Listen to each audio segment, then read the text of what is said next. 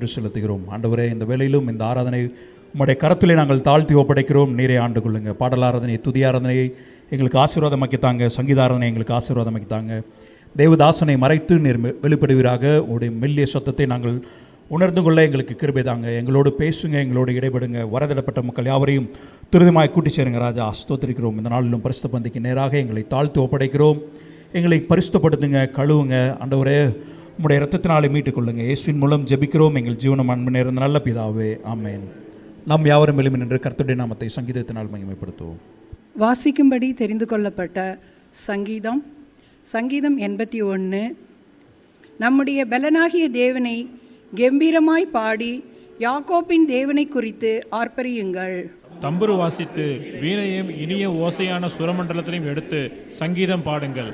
மாத பிறப்பிலும் நியமித்த காலத்திலும் நம்முடைய பண்டிகை நாட்களிலும் எக்காலம் ஊதுங்கள். இது இஸ்ரவேலுக்கு பிரமாணமும் யாக்கோபின் தேவன் விதித்த நியாயமுமாய் இருக்கிறது. நாம் அறியாத பாஷையை கேட்ட எகிப்து தேசத்தை விட்டு புறப்படுகையில் இதை யோசேப்பிலே சாட்சியாக ஏற்படுத்தினார். அவன் தோலை சுமைக்கு விலக்கினேன், அவன் கைகள் கூடைக்கு நீங்களாக்கப்பட்டது. நெருக்கத்திலே நீ கூப்பிட்டாய், நான் உன்னை தப்புவித்தேன். இடி முழக்கம் உண்டாகும் மறைவிடங்களில் இருந்து உனக்கு உத்தரவு அருளினேன். மெரிபாவின் தண்ணீரிடத்தில் உன்னை சோதித்து அறிந்தேன். என் ஜனமே கேள், உனக்கு சாட்சியிட்டு சொல்லுவேன். இஸ்ரவேலே, நீ எனக்கு செவி கொடுத்தால் நலமாயிருக்கும். உனக்குள் வேறு தேவன் உண்டாயிருக்க வேண்டாம், அந்நிய தேவனை நீ நமஸ்கரிக்கவும் வேண்டாம். உன்னை எகிப்து தேசத்திலிருந்து புறப்பட பண்ணின உன் தேவனாகிய கர்த்தர் நானே. உன் வாயை விரிவாய் திற, நான் அதை நிரப்புவேன். என் ஜனமோ என் சத்தத்துக்கு செவி கொடுக்கவில்லை, இஸ்ரவேல் என்னை விரும்பவில்லை. ஆகையால் அவர்களை அவர்கள் இருதயத்தின் கடினத்திற்கு விட்டுவிட்டேன், தங்கள் யோசனைகளின்படியே நடந்தார்கள். என் ஜனம் எனக்கு செவி கொடுத்து இஸ்ரவேல் என் வழிகளில் நடந்தால் நலமாயிருக்கும். நான் சீக்கிரத்தில் அவர்கள் எதிராளிகளை தாழ்த்தி என் கையை அவர்கள் சத்துருக்களுக்கு விரோதமாக திருப்புவேன். அப்பொழுது கர்த்தரை பகைக்கிறவர்கள் அவருக்கு இச்சகம் பேசி அடங்குவார்கள். அவர்களுடைய காலம் என்றென்றைக்கும் இருக்கும். கோதுமையினால் அவர்களை போஷிப்பார், கண்மலையின் தேனினால் உன்னை திருப்தியாக்குவேன். ஆமென். அல்லேலூயா. சங்கீதம் 135 இப்படியாக வாசிக்கிறோம். கர்த்தர் பெரியவர் என்றும் நம்முடைய ஆண்டவர் எல்லா தேவர்களுக்கும் மேலானவர் என்றும் நான் அறிவேன். அல்லேலூயா. கர்த்தருடைய நாமத்தை துதியுங்கள், கர்த்தரின் ஊழியக்காரரை துதியுங்கள். கர்த்தருடைய வீட்டிலும் நமது தேவனுடைய ஆலய பிரகாரங்களிலும் நிற்கிறவர்களே கர்த்தரை துதியுங்கள். இதை உணர்ந்தவர்களாய் பாடலாம். எல்லாருக்கும் உன்னத கர்த்தாதி கர்த்தரே, மெய்யான தெய்வ மனிதன் நீர் வாழ்க வாழ்க வாழ்க. ஆமென்.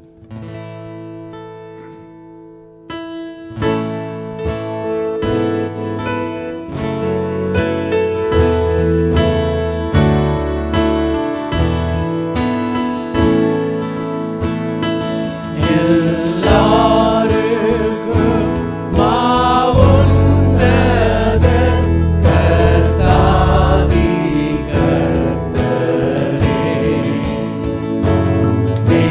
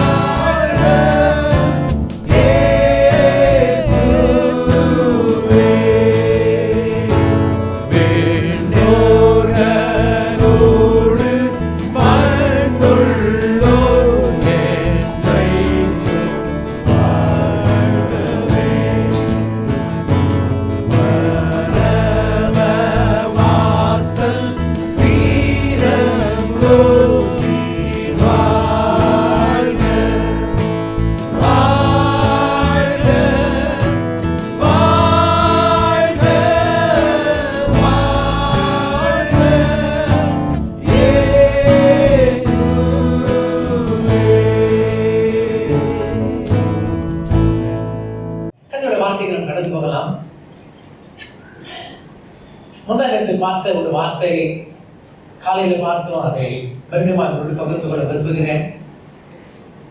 இதை தொடர்ந்து தியானித்துக் கொண்டிருக்கிற வேளையில ஆவியானவர் தொடர்ந்து பேசின அந்த காரியத்தை I want to share it with you. கோபத்திலும் இரக்கத்தை நினைக்கிற தேவன்,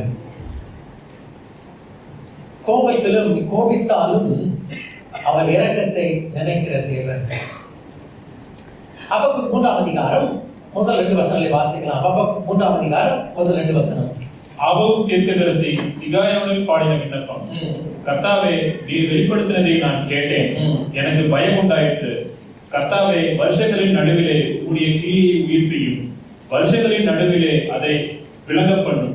கோபித்தாலும் இரக்கத்தை நினைத்தரும். ஆமென். அல்லேலூயா. அன்பானவர்களே, இது விவிலியம் என்று பார்க்கும்போது தமிழுடைய மற்ற மொழிபெயர்ப்பு உண்டு. அந்த மொழிபெயர்ப்பிலே இந்த வசனம் இப்படி இருக்கு. இங்கிலீஷை வாசிக்கும் போது NKJV வாசிக்கிறோம். Oh Lord, I have heard of your speech and I was afraid. Oh Lord, revive your work in the midst of the years.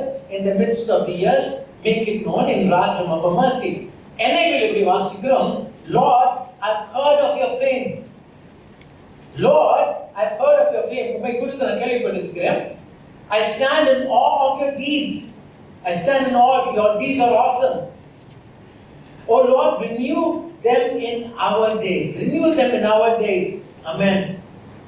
In our time, make it known in wrath and of mercy. அன்பானவர்களே, தமிழ்ல மற்ற மொழிபெயர்ப்பில் வாசிக்கிறேன். கர்த்தாவே, நான் உம்மை பற்றி செய்திகளை கேட்டிருக்கிறேன். கர்த்தாவே, நான் உம்மை பற்றி செய்திகளை கேட்டிருக்கிறேன். கர்த்தாவே, நீர் கடந்த காலத்தில் செய்த வல்லமை மிக்க செயல்களை கண்டு ஆச்சரியப்படுகிறேன். கர்த்தாவே, கடந்த நாட்களில் செய்த வல்லமை மிக்க செயல்களை கண்டு ஆச்சரியப்படுகிறேன்.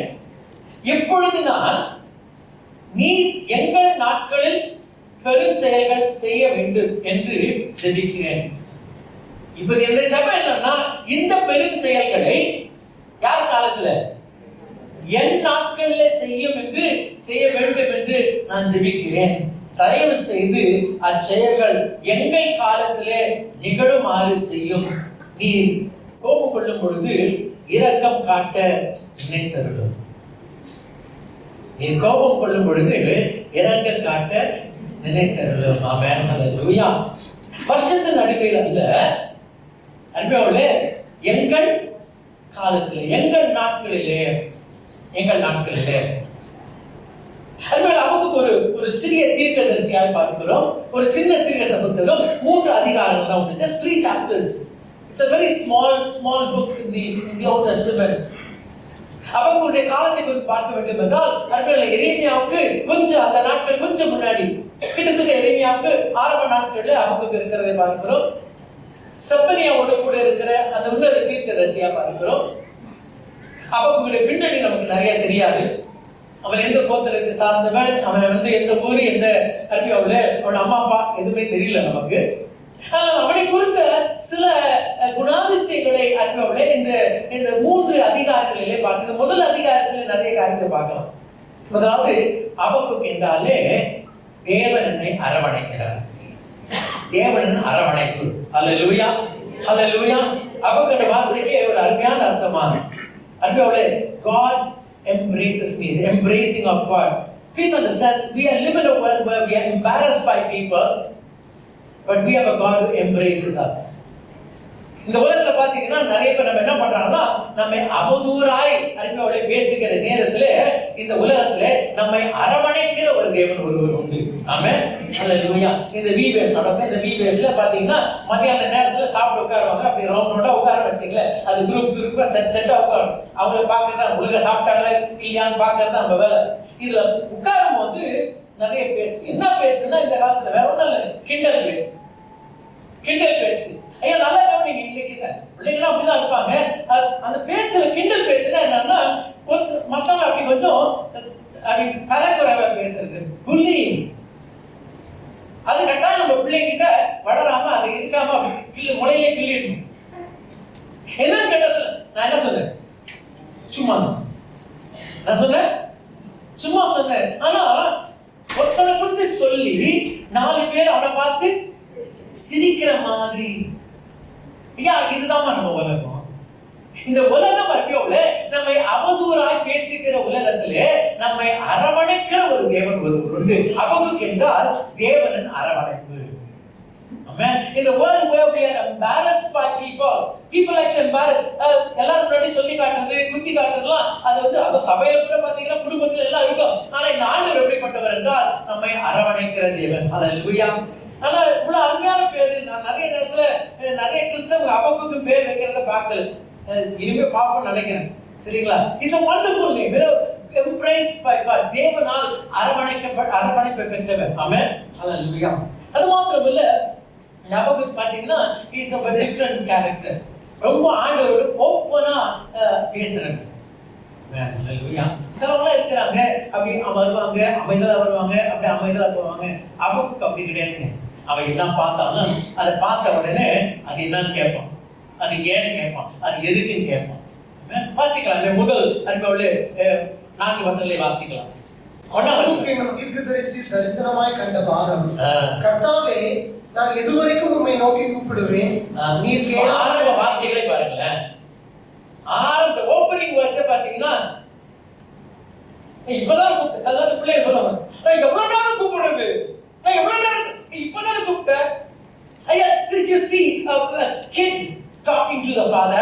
இன்னைக்கு ஒரு செல்ல பிள்ளையினுடைய வார்த்தைகளை நீங்க பார்க்க முடியும். ஆரம்ப வார்த்தையை இப்பதான் கூப்பிட்ட, ஆரம்ப வார்த்தையை சொல்ற ஆண்டவரே நான் எது வரைக்கும் பாருங்களா, எது வரைக்கும் நான் கத்த வேண்டியதா இருப்பாரு. நான் எது ஆரம்ப வார்த்தையை ஆண்டவரே நான் எது வரைக்கும் கூப்பிடு, இப்பதான் கூப்பிட்டேன். So that is the relationship between Habakkuk and God. ஆண்டவர் பார்த்துக்கிட்டான். எடுத்த உடனே என்ன பண்ணுவார்? ஆண்டவர் நான் எவ்வளவு நேரம் கூப்பிடுறேன். தொடர்ந்து வாசிக்கலாம். நீர் கேளாமல் இருக்கிறீங்க. நீங்க எப்படி இருக்கீங்க? நான் கூப்பிட்டுட்டே இருக்கேன், நீங்க கண்டுக்கவே மாட்டேங்கிறீங்க ஆண்டவரே. சிலவங்க பாத்தீங்கன்னா இந்த ஆண்டவரே பரிசுத்தமுள்ள பிதாவே, இந்த காலை வேளையிலே இப்படி சமூகத்து வந்ததுக்காக ஸ்தோத்திரம் ஸ்தோத்திரம் ஸ்தோத்திரம் அப்படிலாம் ஜெபிக்கிறவங்க. சிலர் ஆண்டவரே ஐயோ இன்னைக்கு கூட இருக்கிறதுக்காக ஸ்தோத்திரம் அப்படி பாத்தீங்கன்னா கொஞ்சம் பேசுவாங்க. இந்த அபகுக் யாருன்னா அப்படிப்பட்டவராக அவர் நேர பேசுற உடனே ஆண்டவரே எவ்வளவு தூரம் நான் கூப்பிட்டுட்டே இருக்கேன், நீங்க என்ன பேசாம இருக்கீங்க? கொடுமை நிமித்தம் நான் எதுவரைக்கும் உம்மை நோக்கி கூப்பிடுவேன். ஐயா சித்தம் ரொம்ப அநியாயம் நடக்குது ஆண்டவரே. இந்த அபகுக் சொல்லுகிற அநியாயம் உலகத்திலே இல்ல, ஆண்டவருடைய பிள்ளைகள் மத்தியில இஸ்ரவேல்ல யூதேயாவில நடக்கிற அன்பியல் கொடுமை குறித்து சொல்லுகிறாங்க.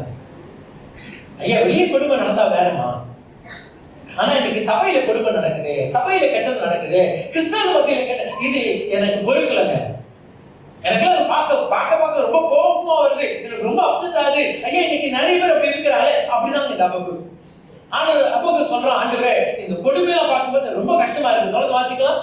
நீர் ரட்சியாமல் இருக்கிறீரே, நீர் எனக்கு அக்கிரமத்தை காண்பித்து என்னை தீவினையை பார்க்க பண்ணுகிறது என்ன? கொள்ளையும் கொடுமையும் எனக்கு எதிரே நிற்கிறது, வழக்கையும் வாதையும் எழுப்ப பண்ணுகிறவர்கள் உண்டு. ஆகையால் நியாயப்பிரமாணம் பலனற்றதாகி நியாயம் ஒருபோதும் செல்லாமல் போகிறது. ஆண்டவரே இப்படி அநியாயம்லாம் சுத்தியில நடக்குதே, நீங்க ஒன்னும் செய்ய மாட்டீங்களா, நீங்க பார்க்க மாட்டீங்களா? ஐயா இன்னைக்கு நிறைய பேர் முறையிடுறோமே, அதே போலதான் அபகுக்கு முறையெடுக்கிறதை பார்க்கிறோம். ஆமென். அதெல்லாம் கண்மணி அறிந்து கொள்ளலாம். நீங்க மட்டும் இல்லம்மா, வேதாமத்திலே அபகுக்கு எனப்படுகிற ஒரு மனிதன் தேவனால் அரவணைப்பை பெற்றவன், ஆண்டவருக்கு உரிமையோடு அன்பியோலே அவருடைய ஆதங்கத்தை அன்பியோலே அவர் தெரியப்படுத்துகிறார். இதற்கு ஆண்டவர் கொடுக்கிற பதில் என்ன? 5ஆம் வசனத்தை வாசிக்கலாம். நீங்கள் புறஜாதிகளை நோக்கி பார்த்து, இதுக்கு ஆண்டவர் கொடுக்கிற பதில் சரிங்களா? கவனிங்க. 5ல இருந்து நீங்க 11 வாசிங்கன்னா ஆண்டவர் பதில் கொடுக்கிறார். புறஜாதிகளை நோக்கி பார்த்து ஆச்சரியப்பட்டு பிரமியுங்கள், விவரிக்கப்பட்டாலும் நீங்கள் விசுவாசியாத ஒரு கிரியை உங்கள் நாட்களில் நடப்பிக்கிறேன். அப்பா நான் செய்ய போறேன், நான் சொன்னாலும் உனக்கு விளங்காது. அப்படிப்பட்ட காரியத்தை நான் செய்ய போறேன். என்ன செய்ய போறேன்? தொடர்ந்து வாசிக்கலாம். இதோ நான் கல்தேயர் என்னும் கொடிதும் வேறுமான ஜாதியாரை எழுப்புவேன். நான் யாரை கொண்டு வர போறேன்? நம்ம எல்லாருக்கும் தெரியும், எரேமியா நாட்களுக்கு பொழுது யார் வந்தா? பாபிலோன் ராஜ்யம் வந்தது. அந்த காலத்துக்கெல்லாம் முன்னாடி அருமையாவுல ஏசாயா மூலமா கர்த்தர் சொன்னார். அதுக்கு பிறகு இந்த அபகுக் நாட்கள்ல சொல்றாருப்பா, நான் என்ன பண்ண போறேன், கல்தேயன் அந்த பாபிலோன் ராஜ்யத்தை எழுப்பி கொண்டாட போறேன். ஏன்னா இவங்கெல்லாம் தப்பு பண்றாங்களே இஸ்ரவேல் மக்கள்லாம், இவங்களை தண்டிக்கிறதுக்கு நான் யாரை கொண்டாட போறேன், கல்தேயன் அந்த பாபிலோன் ராஜ்யத்தை கொண்டாட போறேன். அவர்கள் தங்களுடைய அல்லாத வாசஸ்தலங்களை கட்டிக்கொள்ள தேசத்தின் விசாலங்களில் நடந்து வருவார்கள். ஆமென். அவங்களுக்கு அவங்க இல்லாத ஊர்லாம் வந்து ஆக்கிரமிப்பு செய்வாங்க. அவர்கள் கெடிதும் பயங்கரமானவர்கள். அவருடைய நியாயமும் அவருடைய மேன்மையும் அவர்களாலேயே உண்டாகும். அவருடைய குதிரைகள் சிவிங்கிகளிலும் வேகமும் சாயங்காலத்தில் திரிகிற ஓநாய்களிலும் தீவிரமாய் இருக்கும். அவருடைய குதிரை வீரர் பரவுவார்கள். சரிம்மா, நேரம் இல்லாதபடி 11ஆம் வசனம் வரைக்கும் பார்க்கும்போது ஆண்டவர் சொல்றார், இந்த கொடிய பாபிலோன் வந்து என்ன பண்ண போறாங்க, இவங்களை தாக்க போறாங்க. இப்போ இவ்வளவு நேரம் அபகுக் யாரை பத்தி கம்ப்ளைண்ட் பண்ணாரு, இஸ்ரவேல் மக்கள் யூதா மக்களை குறித்து ஆண்டவரே இவங்க பண்றதெல்லாம் சரியில்லை, ஆண்டவரே இந்த சபையில அந்த குடும்பம் எல்லாம் பண்றாங்க, ரொம்ப அநியாயம் பண்றாங்க, உங்க பேர் சொல்லிட்டு சபைக்கு வந்து இப்படிலாம் பண்றாங்க. கடைசியில பார்த்தா அவங்களை தாக்கிறதுக்கு யார் வருது, அந்த கட்சி வருது. அது வந்தோட ஐயோ ஆண்டவரே அவங்களால என்ன பண்ணக்கூடாது, நீங்க அவங்கள என்ன பண்ணக்கூடாது அப்படிதான் சொல்றோம். அவங்களாம் வந்து தாக்கக்கூடாது. இதை நான் அருமையோட தொடர்ந்து வாசிக்கும் பொழுது அருமையோட 12ஆம் வசனத்திலிருந்து 17 வரைக்கும் வாசிக்கும் போது சொல்லலாம். வாசிக்கலாம். கர்த்தாவே, பூர்வ காலம் முதல் என் தேவனும் என் பரிசுத்தருமானவர் அல்லவா, நாங்கள் சாவதில்லை. கர்த்தாவே, நியாய தீர்ப்பு செய்ய அவனை வைத்தீர். எவனை? பாபிலோன். கண்மலையை தண்டனை செய்ய அவனை நியமித்தீர். தீமையை பார்க்க மாட்டாத சுத்த கண்ணனே, அநியாயத்தை நோக்கி கொண்டிருக்க மாட்டீரே. பின்னை துரோகிகளை நீர் நோக்கி கொண்டிருக்கிறது என்ன? பின்ன எப்படி நீங்க அந்த பாபிலோனை நீங்க அலோவ் பண்ணலாம்? நீங்க துன்மார்க்கன் தன்னை பார்க்கலும் நீதிமானை விழுக்கும் போது நீ மௌனமாய் இருக்கிறது என்ன? மனுஷரை சமுத்திரத்து மச்சங்களுக்கும் அதிகாரி இல்லாத ஊர்வனவற்றிற்கும் சமமாக்குகிறது என்ன? அவர்கள் எல்லாரையும் சிலவங்க இருக்கிறாங்கம்மா, ஆண்டவர் பார்த்து கேள்வி எல்லாம் கேட்க மாட்டாங்க. சிலவங்க என்ன பண்ணுவாங்க, ஆண்டவர் பார்த்து கேட்கறாங்களா, கேட்கறவங்க இருக்காங்களா, ஏன் ஆண்டவர் இப்படி நடக்குது, ஏன் ஆண்டவர் எது வரைக்கும் நீ மௌனமா இருக்கு, எப்ப ஆண்டவரை செய்வீங்க? சிலவங்க பார்த்து ஆண்டவரே உங்களுடைய சித்தத்துக்கு என்னை அர்ப்பணிக்கிறேன், ஸ்தோத்திரம் ஸ்தோத்திரம் சொல்ற மக்களும் உண்டு. சிலவங்க இருக்கிறாங்க இந்த அபகுக்கு மாதிரி கேட்பாங்கம்மா. இந்த காலவெளியில this is a message to that Habakkuk. ஒரு பக்கத்துல இஸ்ரவேல் நடக்கிற சபையில் நடக்கிற அநியாயம் எனக்கு பிடிக்கல, பொறுக்கல, ரொம்ப தப்பு பண்றாங்க, அநியாயம் நீங்க தான் பண்ணுங்க. அதே நேரத்தில் ஏதாவது பண்ணாருன்னா வச்சுங்களேன், ஆண்டவர் அப்படி வந்து ஒண்ணு இல்லைங்க. இப்போ வீட்டுல சில நேரத்துல பிள்ளைங்க இருப்பாங்க, இந்த பிள்ளைங்க தப்பு பண்ணா வீட்டுல சில வந்து போட்டு கொடுக்குறவங்க இருப்பான். பாத்தீங்களா, உங்க பையன் என்ன பண்ண தெரியுமா, போட்டு கொடுப்பாங்கல்ல. அவர் போட்டு கொடுத்தவங்க அவங்க சொன்னாங்க சொல்லி இவங்க என்ன பண்றது, வீட்டுல இருப்பாங்க போட்டு சாத்து வரல. அதுக்கப்புறம் ஏன் எப்படி போட்டு பிள்ளைய அடிக்கிறீங்க, இப்ப எப்படி இருக்கு இது? ஆமா Habakkuk. So please understand, this is what you see, a very simple person, very simple person. அதிகாரத்துல சொல்லிட்டான், அவன் சொன்னான், ஆண்டவர் பதில் சொன்னாரு, பதில் சொன்னதுக்கு இவன் திரும்ப சொல்றான், ஏன் ஆண்டவரே அவங்களால வச்சு நீங்க அடிங்க. நல்லா ஞாபகம் இருக்கு, பிள்ளைங்க எல்லாம் தப்பு பண்ணும்போது தம்பி ரொம்ப சின்னவன், அப்போ கீழே தான் இருந்தோம் நாங்க. அப்போ வந்து நம்மளுக்கு தான் தெரியுமே, உடனே அப்படி வர போட்டு அவன் சொன்னான், டாடி அவங்களை கேளுங்க, அடுத்த முறை செய்வீங்களா கேளுங்க. அவங்க சாரி சொன்னாங்கன்னா அவங்கள அப்படியே விட்டுருங்க, இந்த மாதிரிதான் அபகுக் என்ன பண்ணாரு, வந்து சொன்னாரு, இல்லப்பா பாபிலோன் வரான்னா இவன் வர, ஏன் ஆண்டவர் இப்படி எல்லாம் பண்றீங்க, ஏன் ஆண்டவர் இப்படி எல்லாம் பண்றீங்க? இந்த விதத்துல அன்னையோட மனம் திறந்து பேசக்கூடிய ஒருவரை பார்க்கிறோம். Amen. So this is Habakkuk in chapter 1. இரண்டாம் அதிகாரம் 1ஆம் வசனத்தை வாசிக்கலாம். நான் என் காவலிலே தரித்து அரணிலே நிலை கொண்டிருந்து அவர் எனக்கு என்ன சொல்லுவார் என்று. இப்ப இதெல்லாம் பேசுறேன்னு இதுக்கு அவர் என்ன சொல்லுவாரு, நான் என்ன பண்ண போறேன் அப்படி காத்துனப்பா. இப்ப நல்லா சொல்லிட்டேன்ல, இப்ப நீங்க என்ன பதில் சொல்ல போறீங்க? சரி, இப்ப நல்லா கவனிங்கம்மா. இங்க ஹபக்குக் சொல்றான், நான் ஆண்டவர்கிட்ட சொன்னேன்னு, அவர் என்ன பதில் சொல்றான்னு பார்க்க போறேன். ரைட்டா? அடுத்த ஸ்டேட்மெண்ட் வாசிங்க. அவர் என்னை கண்டிக்கும் போது நான் என்ன உத்தரவு சொல்லுவேன் என்று கவனித்து பார்ப்பேன் என்றேன். யாரை பார்க்க போறேன்? யாரை பார்க்க போறேன்? ஃபர்ஸ்ட் வந்து நான் சொன்னதுக்கு ஆண்டவர் என்ன சொல்ல போறேன் பார்க்க போறேன். அடுத்தது அவர் சொன்னா அதுக்கு நான் என்ன சொல்ல போறேன்? என்ன சொல்ல போறேன்னு கவனித்து பார்த்தேன். யாரை பார்க்கணும்? விளங்க இப்போ நான் எப்படி ரியாக்ட் பண்ண போறேன் எனக்கே தெரியல. நான் எப்படி ரியாக்ட் பண்ண போறேன் நானே பார்க்க போறேன். This is how Habakkuk is. This is how simple he is. நான் எப்படி ரியாக்ட் பண்ண போறேன் எனக்கு தெரியல. நானே வேடிக்கை பார்க்க போறேன். யார? என்ன வேடிக்கை பார்க்க போறேன். Church, please understand.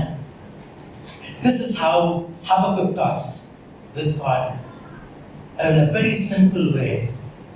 Very simple way. இங்க சொல்ல நிறைய நேரத்தில் வந்து சொல்லும் போது இந்த பிள்ளைங்க வந்து பேசுவாங்க. பாஸ்டர் பேசும்போது ஐயா நாங்களாம் சின்ன வயசுல இந்த சர்ச்சுக்கு வந்தா பாஸ்டர்னா பயம் இருக்கும், நாங்க எப்படி இருக்கோம். இதுங்க நேரா வருதுங்க, பாஸ்டர் ஏன் பாஸ்டர் எப்படின்றாங்க, பாஸ்டர் இப்படி நீங்க வாங்க சொல்லி பிடிச்சி இழுத்துட்டு போறாங்க, என்னென்னமோ பண்றாங்க. ஐயா இன்னைக்கு இந்த ஹபக்குக்கு பார்த்தீங்கன்னா ஆண்டவரை சொல்லிட்டு பிடிச்சி இழுத்துட்டு போய் இப்படி கேள்வி கேட்கறோம். நாங்களாம் எப்படி இருந்தோம், நாங்களாம் எப்படி பேசணும். இந்த ஹபக்குக்கு பார்த்தீங்கன்னா இஷ்டத்துக்கு ஆண்டவர்கிட்ட இப்படி பேசலாம். இன்னைக்கு காலையில அப்படி ஹபக்குக்கு யாராவது இருக்கீங்களா? இன்னைக்கு இந்த ஹபக்குக்குடைய வார்த்தைகளை பார்க்கணும். Hallelujah. I know that some have a very close connection with this God. இந்த ஆண்டவருடைய நெருங்கிய உறவு மனசுல என்ன இருக்கோ அப்படியே ஐயா உனக்கு தெரியுமா, நான் சொல்லணும்னா சொல்லலையோ அவருக்கு எல்லாம் தெரியும். ஆமென். நான் என்ன நினைக்கணும்னு தெரியும். சிலவங்க சொல்ல மாட்டாங்க, சிலவங்க சொல்லிடுவாங்க. இந்த ஆண்டவருக்கு எல்லாம் தெரியுமே. மனம் விட்டு இந்த ஹபக்குக்கு பேச இந்த காலவெளியிலே அப்படிப்பட்ட நிலையில யாராவது இருந்தா இந்த காலவெளியில செய்தி சகோதரனே சகோதரி உனக்கு தான் இந்த செய்தி. உடைய மனசுல என்னென்னலாம் வேதனை அப்படியே சொல்றோமே. இந்த ஹபக்குக்கு அப்படிதான் எல்லாத்தையும் சொன்னான். இதுக்கு வர ரியாக்ஷன் அப்படியே சொல்றான். அப்படியே ஏன்டவர் வந்தான், ஏன்டவர் நடக்குது எல்லாத்தையும் கேட்கிற இந்த ஹபக்குக்கு அனுப்பவே. அதுக்கு அடுத்தது ஆண்டவர் சொல்றாரு 2ஆம் அதிகாரம் 2ஆம் வசனத்தை வாசிக்கலாம். அப்பொழுது கர்த்தர் எனக்கு பிரதியுத்தரமாக, நீ தரிசனத்தை எழுது, அதை கடத்தொடுகிறவர் வாசிக்கும்படி பலகைகளிலே தீர்க்க தரிசனமாக வரை. ஆமென். இந்த ஒரு கான்டெக்ஸ்ட்ல தான் இந்த ஒரு 2ஆம் அதிகாரம் 2ஆம் வசனத்தை வாசிக்கிறேன். ஆமென். பிறகு பார்க்கும்போது அவர்கள் 2ஆம் அதிகாரத்திலே அநியாய செய்தவருடைய அழிவை குறித்து பார்க்கிறோம். 3ஆம் அதிகாரத்துக்கு இப்பதான் வரலாம். Coming to chapter 3, இவன் வெறும் தீர்க்கதரிசி மாத்திரமல்ல, இவன் ஒரு கவிஞனாய் காணப்படுகிறார். He is not just a prophet, he is also a poet. இது ஒரு பாடலாய் பார்க்கிறோம். அருமையானவர்களே, இது ஒரு வாத்திய கருவியில வாசிக்கிற ஒரு பாடல். இங்க சொல்லுகிற காரியங்களை மறுபடியும் 2ஆம் வசனத்தை வாசிக்கலாம். கர்த்தாவே நீர் வெளிப்படுத்துவதை நான் கேட்டேன். இப்ப சொல்றான், ஆண்டவரே நீங்க சொன்னதெல்லாம் நான் கேட்டேன், எனக்கு பயம் உண்டாயிற்று. எனக்கு ஆச்சரியமா இருக்கு. பயம் தவறான எண்ணம் வைக்க வேண்டாம். பயம் இல்லை, எனக்கு ஆச்சரியமா இருக்கு. அப்படிப்பட்ட அதிசயமான காரியத்தை செய்கிறீர். கர்த்தாவே கர்த்தாவே வருஷங்களின் நடுவிலே கர்த்தாவே இந்த காரியத்தை என் காலத்திலே செய்யும். கர்த்தாவே என் காலத்திலே இதை செய்யும். இன்றைக்கு அருமையானவர்களே, இன்றைக்கு இந்த ஆண்டவர் நாளைக்கு அல்ல, பிறகு அல்ல, நம்முடைய காலத்திலேயே செய்கிற தேவனாய் இருக்கிறார். 1ஆம் அதிகாரம் 5ஆம் வசனத்தை வாசிக்கலாம். நீங்கள் புறஜாதிகளை நோக்கி பார்த்து ஆச்சரியப்பட்டு பிரமியுங்கள். விவரிக்கப்பட்டாலும் நீங்கள் விசுவாசியாத ஒரு கிரியை உங்கள் நாட்களில் நடப்பீர்கள். எப்ப செய்வாரு? உங்கள் காலத்திலேயே செய்வன். கர்த்தர் சொல்லி அருமையானவர்களே, அறிய வேண்டிய காரியம் என்ன? இந்த அழிவு என் காலத்துல வரும் என்றால் ஆண்டவர் கிருபை என் காலத்துல வரும். அல்லேலூயா. அருமையானவர்களே, இன்றைக்கு 1ஆம் அதிகாரம் 5ஆம் வசனத்துல ஆண்டவருடைய அழிவு வரும் என்று சொல்லி உன் காலத்திலே செய்வேன். 3ஆம் அதிகாரம் 2ஆம் வசனத்துல இவன் சொல்லுகிறார், ஆண்டவரே என் காலத்திலே நன்மை செய்யுங்க. அல்லேலூயா. ஆகையால் தான் அருமையானவர்களே வாசிக்கிறோம், நீ கோபித்தாலும் இரக்கத்தை வெளிப்படுத்தினார். இந்த ஆண்டவர் அருமையானவர்களே அப்படிப்பட்டவராய் அருமையானவர்களே நிறைய நேரத்தில் பார்க்கும் பொழுது சில புதிய பாட்டு தேவன் பழைய பாட்டு தேவன் பிரிச்சிடறாங்க. இன்னைக்கு நிறைய கிறிஸ்தவர் புதிய பாட்டு பழைய பாட்டுல அவர் பயங்கர கொடுமையானவர், அவர் பட்சிக்கிற அக்கினி, அவர் பழைய பாட்டு தேவன்லாம் பயங்கரவங்க. ஐயா இன்னைக்கு தெரிய மாட்டேங்குதுமா, பழைய பாட்டு தேவன் கூட இப்படிதான். ஆமென். ஹல்லேலூயா. Hallelujah. A lot of people, especially in Christian world, they have divided, the Old Testament God and New Testament. வெவ்வேறு கடவுள் மாதிரி வச்சிருக்காங்க. இருக்காங்க. இல்லம்மா, பழைய ஏற்பாட்டில் கூட அவர் கோபித்தாலும் இரக்கத்தை வெளிப்படுத்துகிற தேவன். முதல் சம்பவத்தை பார்க்க வேண்டும் என்றால் அருமையாளே ஆதியாகமம் 2ஆம் அதிகாரத்தில் வாசிக்கிற ஆண்டவர் சொல்லுகிறார் 14 வசனத்தில் ஆதாமை பார்த்து சொல்லுகிறார், ஆதாமே இந்த தோட்டத்தில் எல்லா கனிகளையும் புசிக்கலாம், ஆனால் இந்த நன்மை தீமை அறியத்தக்க கனியை புசிக்கும் நாளிலே நீ சாகவே சாவாய் என்று சொல்லிவிட்டார். நடந்த காரியம் நமக்கு தெரியும். 3ஆம் அதிகாரத்திலே அருமையாளே ஏவாள் பாவம் செய்தாள், ஆதாமுக்கு கொடுத்தான், ஆதாம் பாவம் செஞ்சான். இது நிமித்தம் அருமையாளே நாம் 3ஆம் அதிகாரம் 14ஆம் வசனம் வாசிக்கும் பொழுது சர்ப்பம் சபிக்கப்பட்டது, ஏவாள் சபிக்கப்பட்டாள், ஆதாம் சபிக்கப்பட்டான், பூமி சபிக்கப்பட்டது, ஆண்டுடைய தண்டனை கோபாக்கின எல்லாம் வந்துச்சுமா. ஆனா அதோட முடியல. வாசிக்கலாம் 21ஆம் வசனத்தை வாசி, 3ஆம் அதிகாரம் 21ஆம் வசனத்தை வாசிக்கலாம். தேவனாகிய கர்த்தர் ஆதாமுக்கும் அவன் மனைவிக்கும் தேவனாகிய கர்த்தர் இந்த தண்டனை கொடுக்கிற நேரத்துல, இந்த சாபத்தை கொடுக்கிற நேரத்துல, அருமையாளே இந்த கோபத்தை வெளிப்படுத்துகிற நேரத்துல என்ன பண்ணாரு தெரியுமா? ஆதாமுக்கும் அவன் மனைவிக்கும் தோல் உடைகளை உண்டாக்கி, ஓ ஹல்லேலூயா ஹல்லேலூயா, அவர் கோபித்தாலும் அந்த கோபத்தின் மத்தியில இரக்கத்தை வெளிப்படுத்துகிறவராய் இருக்கிறார். ஹல்லேலூயா. அருமையாளே இதுதான் நம்முடைய தேவன். அவர் கோபித்தாலும் அந்த கோபத்தின் மத்தியில நடுவில இரக்கத்தை, in wrath he remembers mercy. இந்த காரணங்களில் கர்த்தருடைய பிள்ளை, இன்றைக்கு நம்முடைய வாழ்க்கையில நாம் தவறு செய்தோம், நாம் மீறுதல் நடப்பித்தோம், ஆனால் அதுக்கேற்ற விதத்தில் நாம் தண்டனை பெற்றுக் கொள்கிறோம். ஆனால் இந்த தேவன் வெறுமையா தண்டிக்கிற தேவன் அல்ல, அந்த நேரத்திலும் கர்த்தர் இரக்கத்தை நினைவு கூறுகிற தேவனாய் இருக்கிறார். ஆமென் ஹல்லேலூயா. 4ஆம் அதிகாரத்திலே காயினை குறித்து பார்க்கிறோம். காயின் செஞ்ச தவறு 1 2 இல்லம்மா. நம்ம சும்மா ஒரு தவறு வாசிக்கிறோம் கிடையாதுங்க, எக்கச்சக்கமான தவறு வாசிக்கலாம். 3ஆம் 4ஆம் 5ஆம் வசனத்தை வாசிக்கலாம். சிறுநாள் சென்ற பின்பு காயின் நிலத்தின் கனிகளை கர்த்தருக்கு காணிக்கையாக கொண்டு வந்தான். ஆபேலும் தன் மந்தையின் தலையீற்றுகளில் அவைகளில் கொழுமையானவைகளிலும் சிலவற்றை கொண்டு வந்தான். ஆபேலையும் அவன் காணிக்கையும் கர்த்தர் அங்கீகரித்தார். முதல் தவறு, காயினுடைய தவறு, கர்த்தருக்கு ஏனோதான காணிக்கை செலுத்தினான்.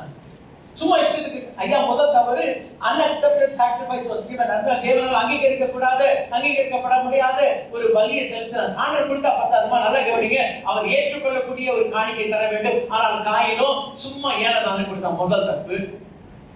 2வது தவறு என்னவென்றால் ஆண்டவர் சொல்லுகிறார் 6ஆம் 7ஆம் வசனத்துல, ஐயா காயினே சரி தப்பு பண்ணிட்ட பரவாயில்லவா, நன்மை செய்தால் மேன்மை இல்லையோ, if you do well will you not be accepted. ஆனால் காயினோ அவன் மனம் திரும்பாமல் இருந்தான். 2வது தவறு, he had an unrepentant heart. We all make mistakes, please understand, we all make mistakes. நம்ம எல்லாம் தவறு செய்கிற மக்கள். ஆனால் ஆண்டவர் பேசும்பொழுது, இந்த செய்தியை கேட்கும்பொழுது, வசனத்தை வாசிக்கும் பொழுது, ஜெபிக்கும் பொழுது, கர்த்தர் பேசும்பொழுது நீங்கள் நானும் மனம் திரும்ப வேண்டும். ஆனால் காயினோ மனம் திரும்பவில்லை. 2வது தவறு. 3வது தவறு 8ஆம் வசனத்தை வாசிக்கும் பொழுது, அவன் தம்பிக்காரனை வயலுக்கு கூப்பிடுறான். என்ன செய்யறான்? சூழ்ச்சி செய்யறான், ஸ்கெட்ச் போடுறான், பிளாட் பண்றான். ஐயா இன்னைக்கு அறிந்து கொள்ளலாம். 3வது தவறு, அறிவியலே இவன் சூழ்ச்சி செய்கிறான். 4வது தவறு, கொலை செய்து விட்டான். 5வது ஆண்டவர் கேட்கிறான், உன் சகோதரன் என் சகோதரனுக்கு நான் காவலாளியா. ஐயா 1 2 தப்பு இல்லம்மா, அடுத்து காயின் தவறு செய்கிறவனா இருக்கிறான். சாதாரண கொலை இல்ல, அருமையோட திட்டமிட்டு அருமையோட கொலை செய்தான். It's a cold-blooded murder. இது மாத்திரமல்ல, தொடர்ந்து பார்க்கும் பொழுது தேவனோட தர்க்கம் செய்கிறான், பல தவறுகளை செய்தான்.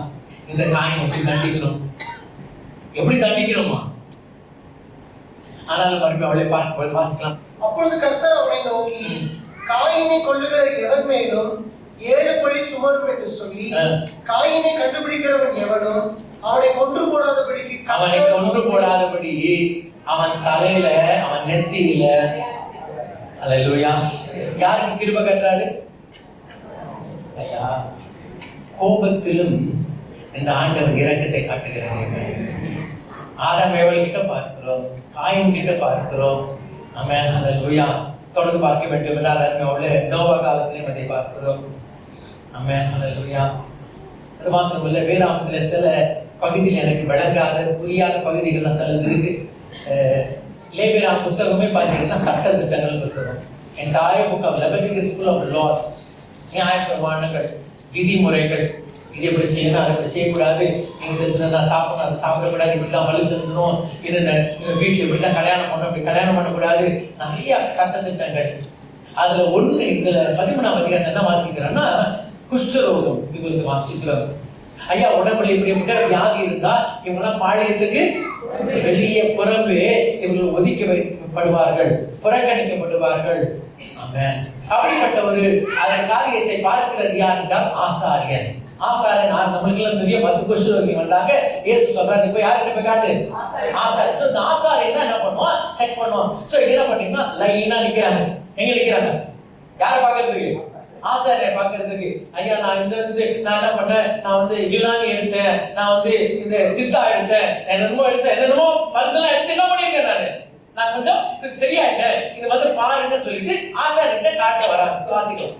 அப்பொழுது ஆசாரியன் அவனை பார்த்து, தோலிலே வெள்ளையான தடிப்பு இருந்து, தோலிலே வெள்ளையாக தடிப்பு இருக்கு, அது மயிரை வெண்மையாக மாற பண்ணிட்டு என்றும், அந்த தடிப்புள்ள இடத்திலே ரணமாம்சம் உண்டென்றும் கண்டால் அது அவன் சரீரத்தில் உள்ள நாள்பட்ட குஷ்டம், அவன் தீட்டுள்ளவன்.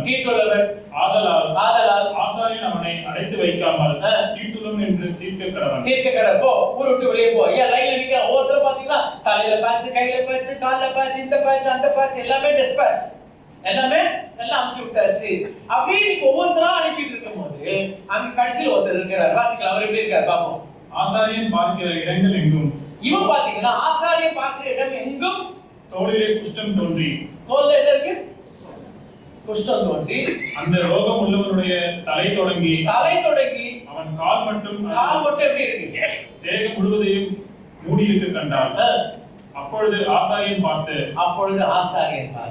குஷ்டம் அவன் சரீரம் முழுவதையும் மூடியிருந்தால், குஷ்டம் அவனுடைய சரீரம் முழுவதும் மூடியிருந்தால் அவனை சுத்தம் உள்ளவன் என்று தீர்க்க கடவன்.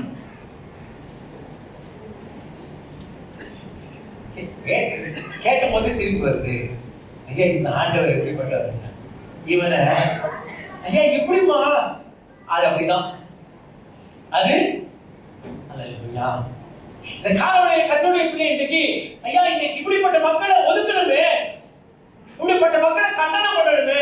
ஐயோ இந்த ஆண்டவர் எப்படி தெரியலங்க, இவர் கோபத்திலே இரக்கத்தை இப்பொழுது காட்டுகிறவராய் இருக்கிறார். ஆமென். ஹல்லேலூயா, ஹல்லேலூயா. ஆமென். எகிப்தை குறித்து பார்க்கும் பொழுது எல்லாருக்கும் தெரியும். எகிப்து ஆண்டவர் தண்டித்தார், 10 வாதைகளை கொடுத்தார், இஸ்ரவேல் மக்களை கர்த்தர் பாதுகாத்தார். உண்மை, சத்தியம். ஆனா அதுல ஒரு வாதையை குறித்து பார்க்கும்போது வாசிக்கலாம். 9ஆம் அதிகாரம் 13ஆம் வசனத்தை வாசிக்கலாம். அப்பொழுது கர்த்தர் மோசேயை நோக்கி, நீ அதிகாலமே எழுந்திருந்து போய் பார்வோனுக்கு முன்பாக நின்று எனக்கு ஆராதனை செய்ய என் ஜனங்களை அனுப்பிவிடு. விடாதிருந்தால் பூமி எங்கும் என்னை போல வேறொருவரும் இல்லை என்பதை நீ அறியும்படிக்கு இந்த முறை நான் சகலவித வாதைகளையும் உன் இருதயத்திலும் உன் ஊழியக்காரர் மேலும் உன் ஜனங்கள் மேலும் அனுப்புவேன். நீ பூமியை இராமல் நாசமாய் போகும்படி நான் என் கையை நீட்டி உன்னையும் உன் ஜனங்களையும் கொள்ளை நோயினால் பாதிப்பேன். என்னுடைய வல்லமையை உன்னிடத்தில் காண்பிக்கும்படியாகவும் என் நாமம் பூமியிலிருந்து பிரஸ்தாபம்படியாகவும் உன்னை நிலைநிறுத்தினேன். நீ என் ஜனங்களை போக விடாமல் இன்னும் அவர்களுக்கு விரோதமாய் உன்னை உயர்த்துகிறாயா? எகிப்து தோன்றிய நாள் முதல் இதுவரைக்கும் அதில் பெய்யாத மிகவும் கொடிய கல்மழையை நாளை இந்நேரம் பெய்ய பண்ணுவேன். பெரிய கல்மழை, பெங்களூர்ல வராத கல்மழை, பெரிய கல்மழை வரும். இப்பொழுதே ஆள் அனுப்பி உன் மிருக ஜீவன்களையும் வெளியில் உனக்கு இருக்கிற இப்பொழுதே ஆள் அனுப்பி உன் மிருக ஜீவன்கள் வெளியில் உனக்கு இருக்கிற யாவையும் சேர்த்துக்கொள். வீட்டில் சொல்ற யார்கிட்ட? இஸ்ரவேல் மக்கள் கிட்ட இல்ல. பார்வோன் தான் அழிக்க வந்தீங்க. எகிப்து மக்கள் கிட்ட தான் வாத. அந்த எகிப்து மக்களுக்கு கர்த்தர் ஹல்லேலூயா அது கோபாக்கின நேரத்திலும் கர்த்தர் இரக்கத்தை வெளிப்படுத்துகிறார். அதோட வாசிக்கலாம். வீட்டிலே சேர்க்கப்படாமல் வெளியில் இருக்கும் ஒவ்வொரு மனிதனும் மிருகமும் செத்து போகத்தக்கதாய் அந்த கல்மழை பெய்யும் என்று எபிரேயரின் தேவனாகிய கர்த்தர் சொல்லுகிறார் என்று அவனுக்கு சொல் என்றார். பார்வோனுடைய ஊழியக்காரரில் எவன் கர்த்தருடைய வார்த்தைக்கு பயப்பட்டானோ அவன் தன் வேலைக்காரரையும் தன் மிருக ஜீவன்களையும் வீடுகளுக்கு ஓடி வர பண்ணினான். எவன் கர்த்தருடைய வார்த்தை மதியாமல் போனானோ அவன் தன் வேலைக்காரரையும் தன் மிருக ஜீவன்களையும் வெளியே விட்டு விட்டான். அப்பொழுது கர்த்தர் மோசேயை நோக்கி, எகிப்து தேசம் எங்கும் மனிதர் மேலும் மிருக ஜீவன்கள் மேலும் எகிப்து தேசத்தில் இருக்க சகல விதமான பயிர் வகைகள் மேலும் கல்மழை பெய்ய உன் கையை வானத்திற்கு நேராக நீட்டு என்றார். அப்படியே மோசே தன் கோலை வானத்திற்கு நேராக நீட்டினார். அப்பொழுது கர்த்தர் இடி முழக்கங்களில் கல்மழையையும் அனுப்பினார். அக்கினி தரையின் மேல் வேகமாய் ஓடிற்று. எகிப்து தேசத்தின் மேல் கர்த்தர் கல்மழையை பெய்ய பண்ணினார். ஹல்லேலூயா. கோபாக்கினை, வாதை, அதன் மத்தியில அன்போட இன்னைக்கு ஆரம்பத்திலிருந்து பார்க்கிற காரியம் என்ன? புதிய பாட்டில் இல்லைம்மா, இதெல்லாம் பழைய பாட்டில் பார்க்கிறோம். அவர் கோபிக்கிற தேவன். ஆனால் நம்ம அறிய வேண்டிய காரியம் என்ன? அவர் கோபித்தாலும் இரக்கத்தை காட்டுகிற தேவன். ஆமென். ஹல்லேலூயா. அன்போட கோபத்தை குறித்து வாசிக்கலாம். சங்கீதம் 35 வாசிக்கலாம். அவருடைய கோபம் ஒரு நிமிஷம். அவருடைய கோபம். ஹல்லேலூயா. அவருடைய கோபம் இருக்குமா? ஏன்னா நம்ம மட்டத்தை பார்த்தா கோபம் வராமல் இருக்கும். கோபம் வரும், ஆனா கோபம் ஒரு நிமிஷம். அவருடைய தயவோ நீடிய வாழ்க்கை. 103 சங்கீதம் 9 அவர் எப்பொழுதும் கடிந்து கொள்ளார், என்றைக்கும் கோபம் கொண்டிறார். அப்போலே இதுதான் நம்முடைய தேவன். ஆமென். ஹல்லேலூயா. ஏசாயா 54 அதிகாரம் 7-8 ஆமென். ஹல்லேலூயா. இமைப்பொழுது உன்னை கைவிட்டேன், ஆனாலும் உருக்கமான இரக்கங்களால் உன்னை சேர்த்துக் கொள்வேன். அன்போடு இந்த காலவெளியில் செய்தி என்னவென்றால், அன்போடு நாம் தவறு செய்கிறோம். நாம் தவறு செய்தால் அவர் தீமை பார்க்க அந்த சுத்த கண்ணனா இருக்கிறபடினால அவர் நிச்சயமா அவர் தண்டிக்கிறார். அவருடைய கோபத்தை கர்த்தர் வெளிப்படுத்துகிறார். ஆனால் அன்போடு இந்த தேவன் எப்படிப்பட்டவர் என்றால், கோபத்தை வெளிப்படுத்தினாலும் அவர் இரக்கத்தை மறவாத தேவன். ஹல்லேலூயா. அவர் இரக்கத்தை மறவாத தேவன். அம்மா ஆமென். ஹல்லேலூயா. தாவீது நாட்களில் நடந்த காரியத்தை நாம் பார்க்கிறோம். 2 சாமுவேல் 24 அதிகாரம் முதல் 2 வசனங்களை வாசிக்கலாம். கர்த்தருடைய கோபம் திரும்ப இஸ்ரவேலின் மேல் மூண்டது. இஸ்ரவேல் யூதா என்பவர்களை இலக்கம் பார் என்று அவர்களுக்கு விரோதமாய் சொல்லுகிறதற்கு தாவீது ஏவப்பட்டான். ஆமென்.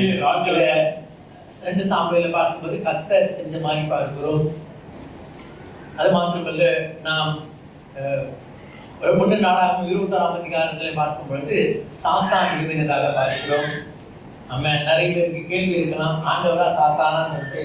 இந்த சாத்தான் செஞ்சாலும் ஆண்டவர் அனுமதி இல்லாமல் என்ன பண்ண முடியாது, சாத்தான் செய்ய முடியாது. யோபின் கதையில பார்க்கிறோம். ஆகிய நீங்க பார்க்கும்போது ஏதோ ஒண்ணுங்க, இங்க ஒரு ஜாயிண்ட் வெஞ்சர் நடக்குதுமா. என்ன ஜாயிண்ட் வெஞ்சர்? யார் ஜாயிண்ட் வெஞ்சர்? சரி, யோபின் கதையில ஜாயிண்ட் வெஞ்சர் நடந்துச்சா இல்ல? அது 2 பேரும் சேர்ந்து தான் பண்ணாரு. இவன் வாட்டுக்கு போயிட்டு வரான். ஆமா, நீ போயிட்டு வந்தியே, யார பாத்தியா கேட்டாங்க? யாராவது கேட்டாங்க? என்ன சொல்லுங்க, யாருங்க? இது உசுப்பேத்தி விட்டுறது யாருங்க? அதான் இங்க ஒரு ஜாயிண்ட். ஐயா, சில நேரத்தில் இந்த ஜாயிண்ட் வெஞ்சர் எல்லாம் நடக்கும். ஆனா நல்லா கவனிங்க, அவர் வச்சு செஞ்சு வராரு. அப்புறம் ஹல்லேலூயா. ஆமென். So please understand. So let's not go to that argument. All said and done, the anger of the Lord came against Israel. And கோபம் உண்டது. 9 மாசத்துக்கு மேல லக்கம் பார்த்தாங்க. நல்லா தெரிஞ்சுங்க. இதெல்லாம் பார்க்கும்போது பழைய பாட்டுல அது மாதிரி யாத்திரை முதல்ல வாசிங்கன்னா தெரியும். நம்ம லக்கம் பார்க்கக்கூடாது. லக்கம் பார்த்தா என்ன பண்ண தெரியுமா? காணி செலுத்தணும், பலி செலுத்தணும். நல்லா தெரிஞ்சுங்க. லக்கம் பார்க்கக்கூடாது. லக்கம் பார்த்தா என்ன பண்ணும்? அந்தந்த ஆட்களுக்கு ஏற்ற ஒரு அரை சேக்கல் செலுத்தணும். தெரியும். நீங்க நிறைய பேர் இதெல்லாம் தெரிய மாட்டேங்குது. ஐயா, சும்மா அப்பப்போ பேங்க் பேலன்ஸ் பாக்குறீங்க, அது யார் கொடுத்தது தெரியுமா? யார் கொடுத்தது? அதுல கணக்கு பார்க்க கூடாது. நீ கணக்கு பார்த்தீங்கன்னா நல்லா கவனிமா. இன்னைக்கு உடனே சொல்லணும், ஆஹா, யார் காசு? என் துட்டு, நான் சம்பாதிச்சேன். நடக்காதமா. தேவ கிருபையில நான் வாழ்க்கணும். அருமையோட இன்னைக்கு சில பாடங்களை கத்த வைத்திருக்கிறார். ஆகியா, தாவீதே, நீ லக்க பாக்குறிய. நீ கோலியாத் அடிக்கும் போது லக்க பார்த்த. நீ சிங்கத்துக்கு முன்னாடி சண்டை போட்டிய, லக்க பாத்தியா? நீ லக்கத்தை வச்சா நீ இவ்வளவு நாள் வாழ்ந்த. அருமையோட இன்னைக்கு தயவு செய்து அருமையோட கொஞ்சம் ஆராய்ந்து பாருங்க. இன்னைக்கு இந்த காலகட்டத்துக்கு வந்திருக்குமே, இன்னைக்கு எப்படிமா வந்தோம்? என் பணத்தை வச்சா வந்த? என் சாமர்த்தியமாக கொண்டாந்து இல்லையா? தேவனுடைய கிருபை. அப்படி இருக்கும்போது நீ எப்படிமா உன் சுயபலத்துல சார முடியும்? தாவீது சுயபலத்துல சாராதே. செஞ்சிட்டான் தப்பு. ஆண்டவர் சாய்ஸ் கொடுக்கிறார். என்ன சாய்ஸ்னா 3 வருஷம் பஞ்சம் இருக்கும், 3 மாசம் அந்த சத்துருவனை துரத்துவான், 3 நாள் தேவனுடைய கோபாக்கின வரும், ஆண்டோடைய கொள்ளை நோய் வரும். தாவீது சொல்றான், சரிங்க யார் கையில விழுந்துறேன்? ஆண்டவர் கையிலேயே விழுந்துறேன், ஆண்டவர் கையிலேயே விழுந்துறேன். வாசிக்கலாம் பாருங்க, உள்ள 13 வாசிங்க. அப்படியே தாவீதினிடத்தில் வந்து அவனை நோக்கி, உம்முடைய தேசத்திலே 7 வருஷம் பஞ்சம் வர வேண்டுமோ, அல்லது 3 மாதம் உம்முடைய சத்துருக்கள் உம்மை பின்தொடர நீர் அவர்களுக்கு முன்பாக ஓடி போக வேண்டுமோ, அல்லது உம்முடைய தேசத்திலே 3 நாள் கொள்ளை நோய் உண்டாக வேண்டுமோ, இப்பொழுதும் என்னை அனுப்பினவருக்கு நான் என்ன மறு உத்தரவு கொண்டு போக வேண்டும் என்பதை நீ யோசித்து பாரும் என்று சொன்னேன். அப்பொழுது தாவீது காத்தை நோக்கி, கொடிய இடுக்களில் அகப்பட்டிருக்கிறேன், இப்பொழுது நாம் கர்த்தருடைய கையிலே விழுவோமாக, அவனுடைய இரக்கங்கள் மகா பெரிய, இரக்கங்கள் மகா பெரிய. அல்லேலூயா. தாவீதுக்கு தெரியுமா? என்ன தெரியும்? என்ன தெரியும்? அவர் கோபித்தாலும் இறக்க பாராட்ட தேவன். அல்லேலூயா சொல்லுவாங்க. அவர் தண்டனை சாய்ஸ் கொடுக்கிறார். வேற என்ன சொல்லு? சாய்ஸ் என்னன்னா, இந்த தண்டனையா இந்த தண்டனை, 3 தண்டனை சாய்ஸ். நான் ஆண்டவர்கிட்டே போறேன், ஏன்னா அவர் தண்டனையில் என்னைக்குமே என்ன இருக்கும்? இதை கத்துக்கிட்டா போதும், இதை கத்துக்கிட்டா போதும். ஆமென். அல்லேலூயா. தொடர்ந்து வாசிக்கலாம். மனுஷர் கையிலே விடாதிருப்பேனாக என்றான். அப்பொழுது கர்த்தர் இஸ்ரவேலிலே அன்று காலமே தொடங்கி குறித்த காலம் வரைக்கும் கொள்ளை நோயை வரப்பண்ணினார். அதனால் தான் முதல் பெயர் சபா மட்டுமுள்ள ஜனங்களில் 70,000 பேர் செத்து போனாங்க. தேவதூதன் எருசலேமை அழிக்க அடுத்தது இந்த கத்தி எங்க வராங்க? எருசலேம்னா ஆண்டவருக்கு என்னங்க? அது ஒரு ஹார்ட் த்ராப். அந்த எருசலேமுக்கு அடிக்க வந்த உடனே வாசிக்கலாம். எருசலேமை அழிக்க தன் கையை அதன் மேல் நீட்டின பொழுது கர்த்தர் அந்த தீங்கு மனஸ்தாபப்பட்டு ஜனங்களை சங்கரிக்க அந்த தீங்குக்கு இது யார் தீங்கு? ஏமா தீங்கு சொல்லுங்களேன். அவர் தான் வர வச்சாரு.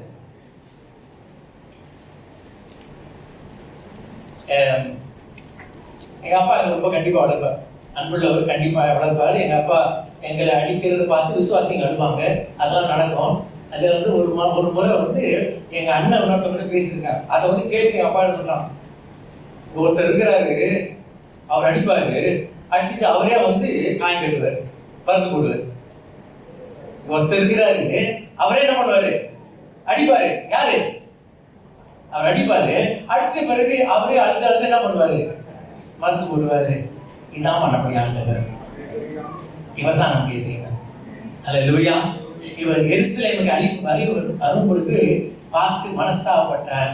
அன்புள்ளவர்களே, கர்த்தருடைய பிள்ளையே, நீங்க மறுபடியுமாய் பார்க்கிற காரியம், கோபத்திலே கர்த்தர் இரக்கத்தை பாராட்டுகிறேன். ஒரே ஒரு சம்பவத்தை வாசித்து நாம் கடந்து போகலாம். அன்புள்ளவர்களே, எரேமியா புத்தகம் 1ஆம் அதிகாரம் 1ஆம் வசனத்தை வாசிக்கலாம். பென்யமீன் தேசத்தில் உள்ள ஆனதோத் ஊரில் இருந்த ஆசாரியர்களில் ஒருவனாகிய இல்க்கியாவின் குமாரன் எரேமியா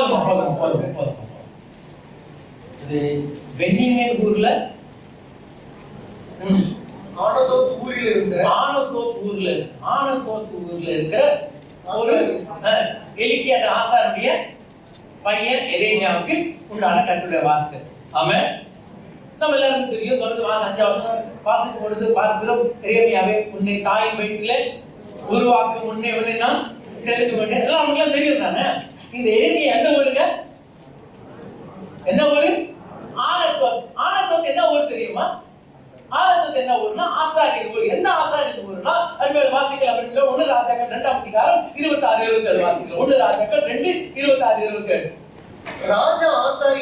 ராஜாவாகிய சாலமோன் ஆசாரியனாகிய அபியத்தாரை பார்த்து, நீ உன் நிலங்கள் இருக்கிற ஆனதோத்திற்கு போ. சரி, இதுக்கு சில வசனம் தெரியாத பின்னாடி சொல்றேன். என்னாச்சுன்னா, சாலமோனுடைய அண்ணன் ராஜாவாக பார்க்கிறான். அப்பாக்கு தெரியாம அதுக்கு கூட அபியத்தார் இருந்தான். அபியத்தாரும் ஒரு ஆசாரியன் இருந்துட்டான். ஒரு காலத்துல தாவீதோடு கூட இருந்தவன் இப்ப என்ன பண்ணான்னா சாலமோனுக்கு விரோதமா செயல்படுறான். இப்ப சாலமோன் ராஜாவான பிறகு இவனுக்கு விரோதமா என்ன பண்ணும்? ராஜா க்ளோஸ் பண்ணும், எல்லாரையும் க்ளோஸ் பண்ணிட்டான். ஆனா இவன் ஆசாரியன், ஊழியக்காரன். தொடர்ந்து வாசிக்கலாம். நீ மரணத்திற்கு பாத்திரவனாய் இருந்தும் இருந்தும் நீ என் தகப்பனாகிய தாவீதுக்கு முன்பாக கர்த்தராகிய ஆண்டவருடைய பெட்டியை சுமந்தபடியினாலும் என் தகப்பன் அனுபவித்த உபத்திரவத்தை எல்லாம் நீ கூட அனுபவித்தபடியினாலும் இன்றைய தினம் நான் உன்னை கொலை செய்ய மாட்டேன் என்றான். அப்படியே கர்த்தர் சீலோவிலே ஏலியின் வீட்டாரை குறித்து சொன்ன வார்த்தை நிறைவேற்றும்படியாக சாலமோன் அபியத்தாரை கர்த்தருடைய ஆசாரியனாய் இராதபடிக்கு தள்ளி போட்டான். ஆமென். இது எங்க நடக்குது? 1 சாமுவேல் 2ஆம் அதிகாரத்தை வாசிக்கிறோம். அருமையானவர்களே, அந்த நாட்டில் ஏலி ஆசாரியனா இருந்தான். ஏலியுடைய பிள்ளைகள் 2 பிள்ளைகள் இருந்தாங்க. ஓப்பனி பெரகாஸ் அவங்க என்ன பண்ணாங்க? ரொம்ப அநியாயம் பண்ணாங்க, தப்பு பண்ணாங்க. அப்பொழுது பெயரில்லாத தீர்க்கதரிசி வந்து சொல்லுகிறான். 27ஆம் வசனத்தை வாசிக்கலாம். தேவனுடைய மனுஷன் ஒருவன் ஏலியினிடத்தில் வந்து, கர்த்தர் உரைக்கிறது என்னவென்றால், உன் பிதாவின் வீட்டார் எகிப்திலே பார்வோனின் வீட்டில் இருக்கையில் நான் என்னை அவர்களுக்கு வெளிப்படுத்தி என் பலிபீடத்தின் மேல் பலியிடவும் தூபம் காட்டவும் என் சமூகத்தில் ஏபோத்தை தரிசிக்கவும். 30ஆம் வசனத்தை வாசிக்கலாம். ஆகையால் இஸ்ரவேலின் தேவனாகிய கர்த்தர் சொல்லுகிறதாவது, உன் வீட்டாரும் உன் பிதாவின் வீட்டாரும் என்றைக்கும் என் சந்நிதியில் நடந்து கொள்வார்கள் என்று நான் நிச்சயமாய் சொல்லி இனி அது எனக்கு தூரமாய் இருப்பதாக. இவ்வளவு நாள் நீங்களுக்கு ஆரோனுடைய குடும்பத்துல வந்த இந்த வம்சத்துல வந்த ஆசாரியனே நல்லா தெரிஞ்சுக்கோ, இனிமே நீ ஆசாரிய ஊழியம் செய்ய எனக்கு ஊழியம் செய்ய முடியாது. எனக்கு ஊழியம் செய்ய முடியாது மாத்திரம் இல்ல, தொடர்ந்து வாசிக்கலாம். என்னை கனம் பண்ணுகிறவர்களை நான் கனம் பண்ணுவேன், என்னை அசட்டை பண்ணுகிறவர்கள் கனஈனப்படுவார்கள் என்று கர்த்தர் சொல்லுகிறார். உன் வீட்டில் ஒரு கிழவனும் இராதபடிக்கு. உன் வீட்டுல யாரும் வயசானவங்க இருக்க மாட்டாங்க, எல்லாம் எப்படி சாவாங்க? அற்ப ஆயுசுல செத்துருவாங்க. உன் புயத்தையும் பிதாவின் வீட்டாருடைய புயத்தையும் நான் தரித்து போடும் நாட்கள் வரும். இஸ்ரவேலுக்கு செய்யப்படும் சகல நன்மைக்கும் மாறாக என் வாசஸ்தலத்திலே உபத்திரவத்தை காண்பாய். ஒருபோதும் உன் வீட்டில் ஒரு கிழவனும் இருக்க மாட்டான். என் பலிபீடத்தில் சேவிக்க நான் உன் சந்நிதியில் நிர்மூலமாக்காதவர்களோ உன் கண்களை பூத்து போக பண்ணவும் உன் ஆத்துமாவே. பாத்தீங்கன்னா ஏலியின் குடும்பத்துக்கு கர்த்தர் சாபத்தை சொல்றார், தண்டனை கொடுக்கிற காரணம் என்ன? ஊழியம் கொடுக்கப்பட்டது, இந்த ஊழியத்தை நீ உத்தமத்தோடு செய்யல. இவங்க எங்க போய் இருக்கிறாங்க? எந்த ஊர்ல இருக்கிறாங்க? ஆனத்தோத். சோ இந்த எரேமியா ஊர் எந்த ஊருங்க? அப்பனா எந்த குடும்பம்? என்ன குடும்பம்? ஒதுக்கப்பட்ட குடும்பம், கண்டனம் செய்யப்பட்ட குடும்பம், தண்டனை பெற்ற குடும்பம். ஆமென், ஆமென். ஆனா இந்த ஆண்டவர் இவன் பிறக்கிறதுக்கு ஒரு அல்லேலூயா சொல்லுவாங்க. அன்பியாவுலே தப்புமா, ஏலி பிள்ளைகள் செஞ்சது தப்பு, தாவீது செய்தது தப்பு. இங்க பாருங்க, அபகுக்கு நாட்கள் இஸ்ரவேல் மக்கள் செய்தது தப்பு. ஆக தவறு செய்தால் தேவனுடைய கோபாக்கினை உண்டு, மாற்று கருத்தை கிடையாது. ஆனா அவருடைய கோபாக்கினை ஃபுல்லா வந்தா நம்ம யாரும் தாங்கவே மாட்டோம். அந்த கோபத்திலையும் ஆண்டவர் இரக்கத்தை காட்டுகிறவராக இருக்கிறார். இந்த காலவெளியில ஒருவேளை இந்த நிலையில நீங்கள் நான் இருந்தால், தப்பு செஞ்சுட்டேன், எனக்கு தெரியும், என்னுடைய பார்வை மீறுதல் நடப்பிட்டேன், ஆகையால் தேவனுடைய கோபாக்கினை தண்டனை அனுபவித்துக் கொண்டிருக்கிறேன். ஆண்டவரே, தாவீது போல சொல்லுவோம், இந்த ஆண்டவர் இரக்கம் உள்ள தேவன். அவங்க போல சொல்லுவோம், ஆண்டவரே இந்த இரக்கத்தை என் நாட்களில் செய்ய. ஹல்லேலூயா. இந்த தண்டனை என் நாட்களிலே செய்த தேவன் நீர், உடைய இரக்கத்தையும் என் நாட்களிலே வெளிப்படுத்தும். காரணம் என்ன? நீர் எப்படிப்பட்டவர் என்றால் கோபித்தாலும் இரக்கத்தை வெளிப்படுத்துகிறது. கண்ணை முடிச்சுக்கலாமா? கண்ணை முடிச்சுக்கலாம். ஆமென், ஹல்லேலூயா. வேறாவது முழுவதும் அன்போடு இன்னும் புதிய பாட்டுக்கே வரலாமா? பழைய பாட்டில் கூட பார்த்தீங்கன்னா, இந்த ஆண்டவர் கோபிக்கிற தேவனாக இருந்தாலும் அந்த கோபத்தின் மத்தியிலே இரக்கத்தை வெளிப்படுத்துகிறவராக இருக்கிறார். இரக்கத்தை வெளிப்படுத்துகிறவராக இருக்கிறார். ஹல்லேலூயா, ஹல்லேலூயா, ஹல்லேலூயா, ஹல்லேலூயா. ஏதாவது பார்க்கலாமா? எத்தனையோ இடங்கள்ல எனக்கு ஆச்சரியம், காயினுக்கு போய் இப்படி அடையாளம் கொடுக்கிறாரு, எகிப்துக்கு போய் ஒரு சான்ஸ் கொடுக்கிறாரு. எனக்குலாம் விளங்கலாமா? எனக்கு விளங்கல. இங்க கூடவா இரக்கம் காட்டுவீங்க? ஆக ஆண்டோட இரக்கத்துக்கு அளவே இல்லைமா, அவருடைய இரக்கத்துக்கு அளவே இல்லை. ஹல்லேலூயா, ஹல்லேலூயா. அன்பான இந்த காலவெளியில நாம் செய்யக்கூடிய ஒரே ஒரு காரியம், தவறு செய்தால் மறுபடியும் தாவீதை போல அவர் காலில் விழுந்துருவோமா? அவர் காலில் விழுந்துருவோம். ஆமென், ஹல்லேலூயா. அவர் கோபித்தாலும் இரக்கத்தை காட்டுகிற தேவன். ஆக தயவு செய்து கர்த்தருடைய பிள்ளை அவருக்கு தூரம் போகாதமா. காயினும் தேவனோட தூரம் போயிட்டான். தயவுசெய்து அந்த தவறு செய்ய வேண்டாம். ஆண்டவர் எப்படிப்பட்டவர் என்றால் கோபித்தாலும் இரக்கத்தை காட்டுகிற தேவன். ஆமென். வந்தார், மானதூரத்துக்கு வந்தார். இங்க வரார் ஆண்டவர். இங்க ஒரு பையன், சின்ன பையன் இருக்காரு, அவனை பார்க்க வந்தேன். இங்கே ஆண்டவர் வந்தீங்க? ஆமாப்பா, இங்கதான் வந்தேன். ஏன் தெரியுமா? நான் உங்களை ஊழியத்தில் பயன்படுத்த போறேன். நீங்களாம் எங்களை ஒதுக்கிட்டீங்களே. ஆமா, தப்ப செஞ்சு ஒதுக்கிட்டேன். ஆனாலும் எனக்கு நீதான் வேணும், எனக்கு நீதான் வேணும். எனக்கு பேச தெரியாது, நீமா வந்து நான் பேச கத்து கொடுக்கிறேன். உன் வாயில என் வார்த்தையை போடுறேன். அன்போடு இந்த காலவெளியில் அன்போடு இன்னைக்கு நம்முடைய வாழ்க்கையில தவறு செய்த மக்களா இருக்கு. நம்ம எல்லாரும் மீறுதல் நடக்கிற மக்கள்மா. ஆனா இந்த ஆண்டவர் எப்படிப்பட்டவர் இருக்கிறார்? யார் தெரியுமா? கோபித்தான இரக்கத்தை காட்டுகிற தேவன். கோபித்தான இரக்கத்தை காட்டுகிறது. கர்த்தர் வாய் தந்து கர்த்தருக்கு நன்றி செலுத்துறோம். ஸ்தோத்திரம் ஆண்டவரே, ஸ்தோத்திரம் அப்பா, ஸ்தோத்திரம் ஆண்டவரே. Thank you Jesus. Hallelujah. Brother Chandan ஜெபிப்படியாக கேட்டுக்கொள்கிறேன். அதிகமா நேசிக்கிறீங்களா பரலோக தகப்பனே? அப்பா, அந்த கேட்ட செய்திக்காக கர்த்தருக்கு நாங்கள் நன்றி செலுத்துகிறோம் தகப்பனே. அப்பா, உங்க ஸ்தோத்திரம். நீ கோபித்தான இரக்கத்தை காண்பிக்கிற தேவனா இருக்கிறபடினால ஆண்டவரே, அந்த திருஷ்டாந்தத்தை எங்களுக்கு கொடுத்தபடினால கர்த்தருக்கு நாங்கள் நன்றி செலுத்துகிறோம் கர்த்தாவே. அப்பா, அந்த வரும் நாட்களில, எங்களுடைய நாட்களில ஆண்டவரே, நீ கோபித்தான இரக்கத்தை நீ எங்கள் நாட்களில் செய்யும்படியாக நாங்கள் ஜெபிக்கிறோம் தகப்பனே. உங்க ஸ்தோத்திரம். நாங்கள் பல நேரங்களில எங்களுக்கு ஏற்படுகிற எல்லா கஷ்டங்களையும் கர்த்தாவே ஆண்டவரே, நீர் எங்கள் மேல் காமித்திருக்கிற கோபம் என்று நாங்கள் நினைத்திருக்கிறோம் ராஜா. எங்களுடைய பொருளாதார தேவையில், எங்களுடைய ஒரு வேலை பலவீனங்கள் கர்த்தாவே நீர் எங்கள் மேல காமித்திருக்கிற ஆண்டவரே உங்க ஸ்தோத்திரம். ஆண்டவரே, துன்பம் என்று நாங்கள் நினைத்திருக்கிறோம் தகப்பனே. ஆனாலும் எல்லா சூழ்நிலை மத்தியிலும் நீர் இரக்கம் கொள்ளுகிற தேவன் ஆண்டவரே. ஆண்டவரே, நீர் மனஸ்தாபப்படுகிற தேவனாய் இருக்கிறீர் ராஜா. எங்கள் மேல் இருக்கிறதான தீங்கை நினைத்து நீர் எங்கள் மேல இரக்கம் கொள்ளுகிற தேவனுக்காக கர்த்தருக்கு நாங்கள் நன்றி செலுத்துகிறோம். எங்களை முழுவதும் தாழ்த்தி ஒப்பு கொடுக்கிறோம் தகப்பனே. அந்த இரக்கத்தை கர்த்தாவே நாங்கள் சரியாக பயன்படுத்திக் கொள்ள கர்த்தர் கிருபை செய்வீராக. அந்த இரக்கத்தை கர்த்தாவே நாங்கள் வீணிலே கர்த்தாவே அடித்து விடாதபடிக்கு, அது வீணிலே வழங்காதபடிக்கு கர்த்தாவே நாங்கள் பிரயோஜனப்படுத்திக் கொள்ள கர்த்தர் கிருபை செய்வீராக. இந்த நாளைகள் மத்தியிலே ஆண்டவரே, நீர் இடைப்பட்ட வார்த்தைக்காக ஸ்தோத்திரம். அதை தொடர்ந்து நாங்கள் அதை அபியாசப்படுத்த ஆண்டவரே, பிரயோகப்படுத்த எங்கள் பயன்படுத்த கர்த்தர் கிருபை செய்வீராக. எல்லாம் உங்களுடைய கருத்தில் ஒப்புக் கொடுக்கிறோம். அறிந்த ரட்சகரும் ஜெபிக்கிறேன் நல்ல பிதாவே. நம்முடைய கர்த்தராகிய இயேசு கிறிஸ்துவின் கிருபையும் பிதாவாகிய தேவனுடைய அன்பும் பரிசுத்தமின் அந்யோன்ய ஐக்கியமும் நம் அனைவரோடும் என்றும் என்றும் இயேசுவர் மட்டும் இருப்பதாக. ஆமென். என் ஆத்மாவே கர்த்தரை சோத்திரி, என் முழுவதுமே அவருடைய பரிசுத்த நாமத்தை சோத்திரி. என் ஆத்மாவே கர்த்தரை சோத்திரி, கர்த்தர் செய்த சகல உபகாரங்களை மறவாதே. ஆமென், ஆமென், ஆமென். God bless you. God bless you.